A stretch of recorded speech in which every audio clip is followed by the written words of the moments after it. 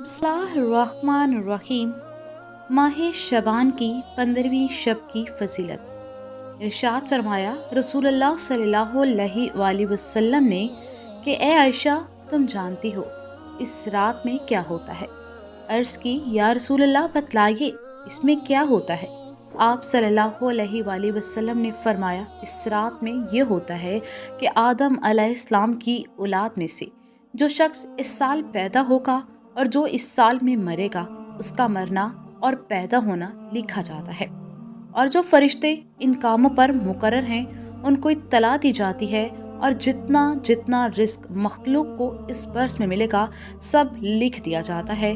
اور اس 15ویں رات اللہ تعالیٰ سورج ڈوبتے ہی اس دنیا کے آسمان پر تشریف لاتے ہیں اور ارشاد فرماتے ہیں کہ کوئی نیک بندہ ایسا ہے جو ہم سے کوئی بخشش مانگے تو ہم اس کو بخش دیں، کوئی رزق مانگے تو ہم اس کو رزق دیں، کوئی مصیبت کا مارا دعا کرے تو اس کی مصیبت دور کرے۔